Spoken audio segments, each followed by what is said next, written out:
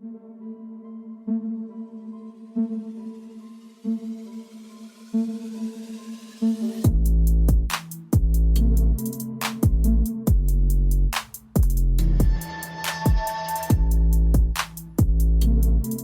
up, everyone? Welcome to the podcast. I'm your host, Isaiah Copon. This is Lift and Learn, Episode 4.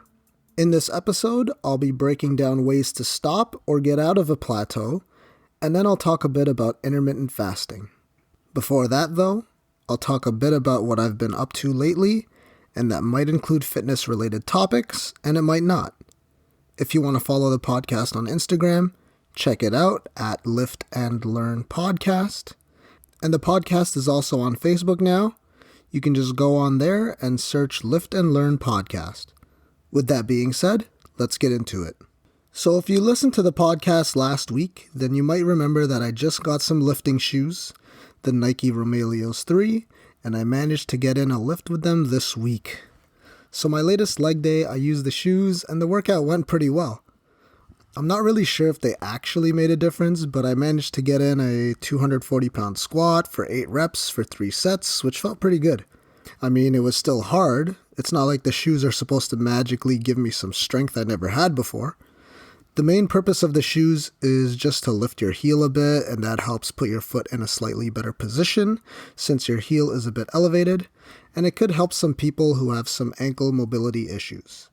Honestly though, they're not something that you should rely on all the time when squatting, so I'll probably be using them about 50% of the time. Walking in them is kind of weird actually, and it'll take some getting used to. Maybe that's just because I was so focused on not getting them dirty or creasing them, so my walk was a bit unnatural. I usually do this thing where when I rack the weights or put the weights away, I use my foot to kick or guide the weight in, and I almost did it with the shoes on without realizing. But luckily, I remembered at the last second, thankfully, because I want to keep them as clean as possible, especially because they're white. Honestly, is there a better feeling than going to the gym with new gear? I love that feeling since I don't buy myself new clothes very often. So rocking the new shoes in the gym, I'm not gonna lie, I was feeling myself a bit. In my area, in the gym of course, it's mandatory to wear a mask, and man is it hard to squat with a mask on sometimes. For that last set of 240, I had to lower the mask down to like my chin area because I was pushing myself for that last set. I think on like rep 3, I was starting to think I wouldn't even be able to finish my 8 reps, but I just told myself to get her done. I could feel my legs shaking, and it was around 5:30 a.m. at the time too, so that was a pretty rough set, but I survived. I actually managed to use the shoes twice this week because I actually managed to finally get in a lift with my boy at John Mango on Instagram, and we absolutely crushed it. I ended up driving down to Mississauga, which wasn't too bad. The gym was about 25 minutes away. It was my first time at this gym called Sky Fitness, which is actually so nice compared to my home crunch gym. They have multiple platforms for squatting and deadlifting. They've got some machines in there that I've never seen in person before.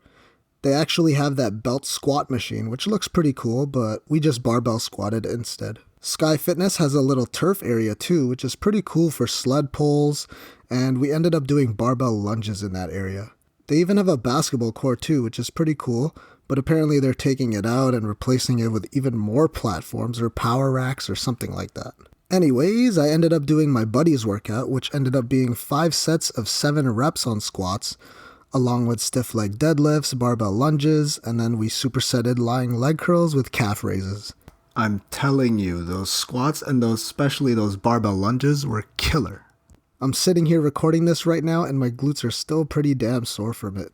In my own routine, I've been doing dumbbell lunges with 50 to 60 pounds, so I decided to do barbell lunges for the first time, mind you, with 135 pounds for 10 steps, and I was gassed. Overall, it's a pretty nice gym, and I just might have to get a membership. Since the gyms have been back, my routine has mainly been focused on just getting that mind-to-muscle connection back, trying to gain the strength I had pre-COVID, so my compound movements and most of my movements, I've been working in that 8 to 12 rep range. But I've been on that plan for almost 8 weeks now, and I think it's about time for me to switch up that rep range and work on a bit of strength for the next few weeks. So I'll be switching up my training pretty soon to a more strength-focused one. So for my compound lifts, I'll be switching up to more of a 5 to 8 rep range, and that means I'll get to play around with some heavier weight on the bar, which is exciting. Now, if you have some experience in the gym, you might have read online that working in the 8 to 12 rep range is the best way to build muscle because those are usually called hypertrophy reps. And that does have a lot of truth to it. It's a good sweet spot. But the thing is, if you're always working in that 8 to 12 rep range, you may actually notice that after a few months or so, you may not be reaping the maximum muscle building benefits because your body will slowly start to adapt to that stimulus because you're doing the same thing over and over again. So this is basically just a reminder to phase your workouts to prevent any plateau that you might come across, and that's actually going to be the first topic for today. So for me, I'm gearing up to work in a 5 to 8 rep range, and that will lead to some strength. But of course, it'll be building some new muscle as well, since I'm switching it up and giving the body something new to adapt to. With that being said, let's dive into this fitness portion where I'll talk a bit more about this. First question. What are some ways to prevent plateau or get out of a plateau? So you've been going up in weight on your lifts for weeks or months now, but what happens when you stop going up in weight or you've been doing the same weights for all your exercises for more than a month or two? Trust me, I've been there and it's really frustrating because you feel like you're doing everything you can to build strength.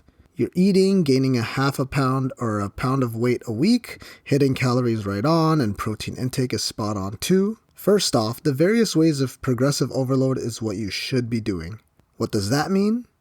Maybe you'll have to lighten the weight a little bit and move out of your typical 5 to 10 rep range or whatever you've been doing.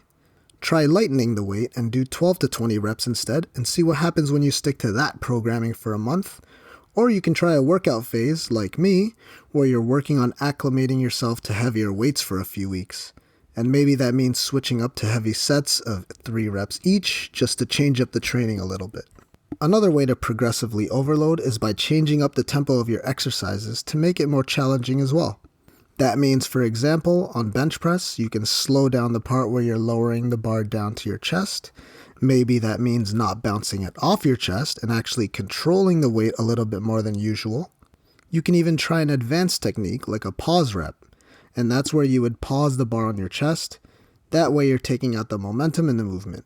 Slowing the tempo in some way could help you progress past your plateau, and that could actually help you develop more of a mind-to-muscle connection. More volume and frequency could also push you past your plateau. What do I mean by that? Well, maybe your routine or your split during the week is a PPL program, which is push-pull legs. In that case, you're squatting twice a week, benching twice a week, and maybe also deadlifting twice a week and rowing twice a week. How can you prevent a plateau in this case? Try finding or building a routine where you're hitting the compound movements 3 times a week instead, and that should lead to more volume during the training week if you plan it out properly.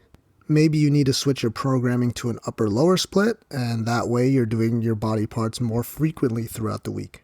You might want to even give full body training a try too, especially if you've never done it before. In this case, you'll be stimulating a wide range of muscles every single day and giving your body a new challenge to adapt to, which could be kind of a wake-up call for you if you're in a rut with your training or you're finding it boring. For these methods, you need to adjust the workout volume accordingly because you don't want to get into overtraining territory.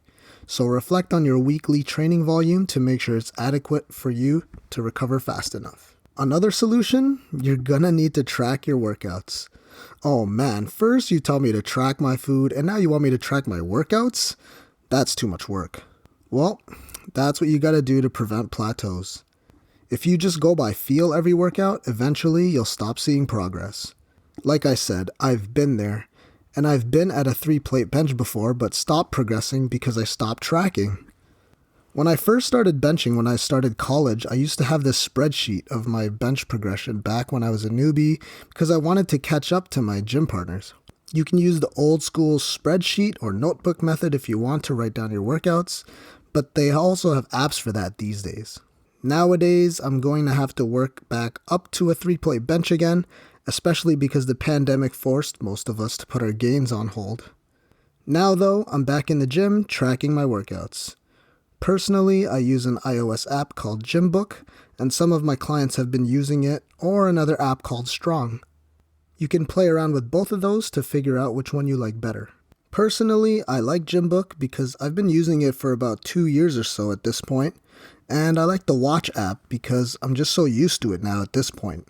The Watch app is perfect for the gym because as soon as my set is over, I log it on my watch and it starts a timer and vibrates when it's time to hit the next set. That's why on some of my days, I absolutely fly through my workouts. The app is free, and I believe Strong also has a free version as well. Tracking your workouts is really important, and the apps I mentioned helps with your progress because it will actually help you calculate an estimated 1RM with all your exercises. And if you see that 1RM number, which is a 1 rep max, if you see that number increase over time, then it's a pretty good sign that likely means you're building strength if your form has stayed perfect as you've continued to get stronger. So I mentioned it before, but you need to be sure to split up your workout in different phases so that you don't get stuck within a certain rep range that you love to work out in. You can't be doing the same thing over and over and expect the same results. So every day before bed, I open Gymbook and it shows me my previous workouts that I've made myself within the app, and I see all the numbers I hit there. For example, for my bench press, I did 225 pounds for 5 reps. So next time I plan to do 230 pounds for 5 reps since the 225 went up pretty easy this week. I do all of this the night before, so when I wake up and go to the gym, all I have to do is hit my numbers as close as I can to what I wrote down. Usually I'll add a rep to each set, and sometimes if I'm ready, I'll add 5 pounds to each lift. Plateau is when progress basically stops. Remember though, the line to success isn't a straight line anyways, so it's not going to go up and get better every single day or every single session, even though it might be like that when you're first starting out. There are going to be many bumps in the road along the way. All you have to do is be consistent with everything. Progress will add up over time, so it's a good idea to look at progress weekly, bi-weekly, and monthly. Just don't look at it from a daily perspective or you'll drive yourself crazy. These same rules apply when you're looking at your weight on the scale. Now, there are other versions of plateauing when it comes to health and fitness. What can you do if you actually just become bored or unmotivated with the workouts you're doing? At that point, you have to try something new. You can try taking a few days off the gym and maybe you'll miss it after a few days. And no, your gains will not disappear after just a few days of not going to the gym. If you're unmotivated or bored, that could just be a sign your body is trying to tell you that it needs some time off. That might be something you need if you've been really consistent after a few months. Or if you're like me, this can still happen after a few years of being consistent. The whole rest and recovery process is definitely in the top 5 when it comes to the most important things you can do for your own health, and probably one of the most overlooked aspects as well. Of course, sleep will be included in there. Trying something new to break out of a plateau could also mean switching up some exercises in your routine. Maybe try front squatting instead of back squatting. Maybe do a full body circuit-based workout for a few days and see how you feel afterwards. Maybe try a Pilates class or yoga, or something you feel like you've always wanted to do, but maybe you haven't had time for because you've been doing your normal resistance training routine instead. If we're talking about plateauing, then the problem could be nutrition-based. Evaluate the food you've been eating to see if you're getting adequate macro and micronutrients, and this is where MyFitnessPal comes in. To maximize possible muscle growth and weight loss, remember that you should be eating around 0.6 grams to 1 gram of protein per body weight. For a 170-pound person like me, this means eating 100 to 170 grams of protein daily. Other macros include at least 20 to 25% of your total calories from fat, while the rest should be filled in with carbs from all different kinds of sources, mainly from non-highly processed foods. Vegetables should also be included in all of your meals, but as a general rule of thumb, have them along with at least 2 of your daily meals. And honestly, if all of this isn't being done, it's going to make it more difficult to see consistent progress after more than a few months. Now, this change doesn't have to be immediate, but you at least have to keep pushing closer and closer to those desired macros or whatever macros work for you under your circumstances. You've probably already heard that training and diet are the most important things. Some say 50-50, others tip the percentage into training or diet, but either way, it's a huge part. So you're losing at least half the battle if those needs are not met. I talked about it briefly earlier, but another huge part that you could be missing out on is recovery, and especially the sleep aspect. If you're not sleeping ideally about 8 hours of good sleep daily, then you're going to be limiting yourself from hitting your potential. If you're in a plateau, sleeping 4 to 6 hours a day, maybe you're up watching Netflix or have been working late hours lately, then it might be time to just take a step back and evaluate exactly what you're doing. Maybe at this time of the year it gets really busy at work and you're forced to work late hours, then that might mean it's a good idea to scale down the intensity of the workouts for now, because in a month's time you'll be back to a normal sleeping schedule, and then you'll be able to put more focus in your training since sleep will be more optimal. On the other hand, if you're stuck in a plateau and you're just deciding yourself to stay up every night just because you can, then it's probably not going to do you any good when it comes to your health in the long run. Yeah, when you're young, you might think it doesn't affect you, but it'll eventually catch up to you. Sooner or later, you're having bad late night snacks, you notice yourself being tired all the time, you're not making any progress in the gym or on the scale, and then that's when you start to ask yourself if any of this is even worth it.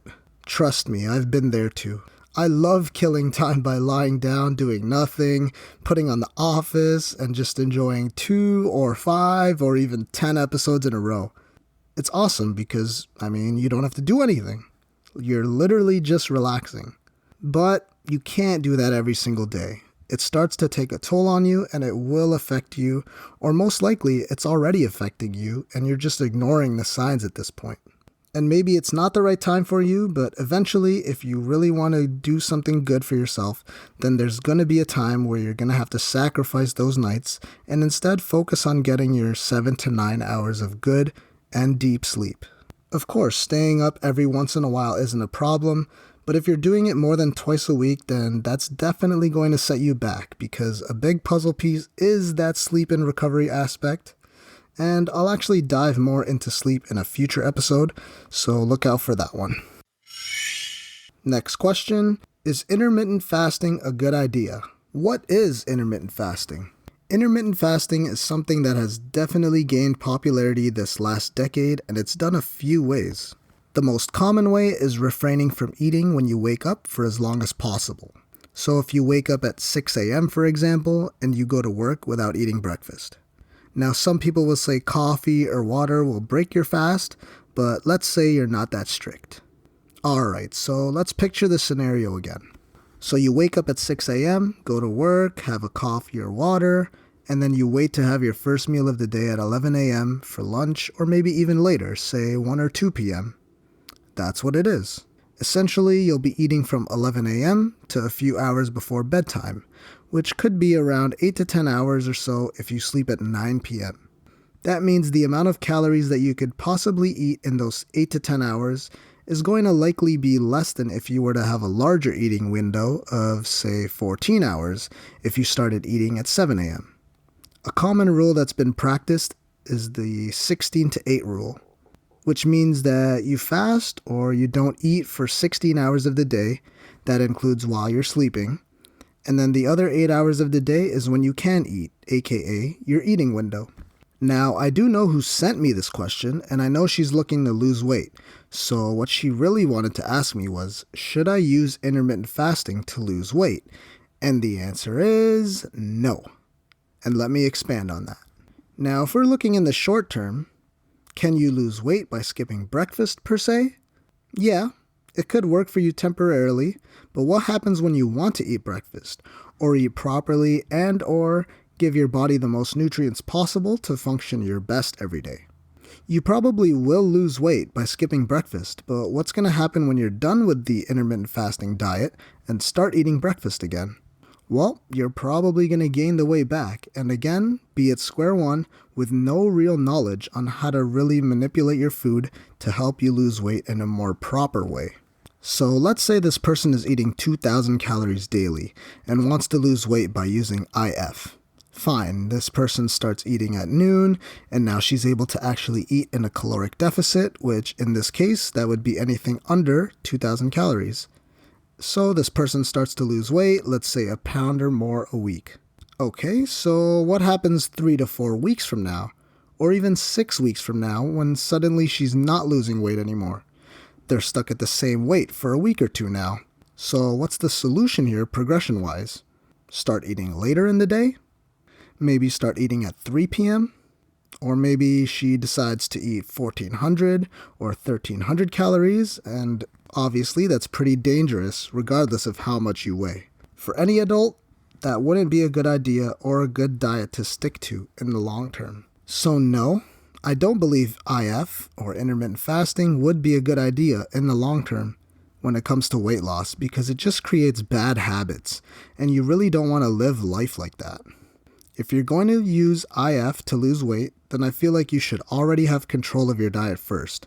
Or you've stuck to a certain kind of diet or plan for over a year, you know exactly what you're putting into your body, and you don't have a history or pre-existing eating disorder. Okay, so what should you do then instead of IF? You can start by making better food choices. A food scale will help tremendously in this process, but if you don't have one, then I guess I'll have to use the term clean eating. That means eating whole or less processed foods like rice, meat, and fruits.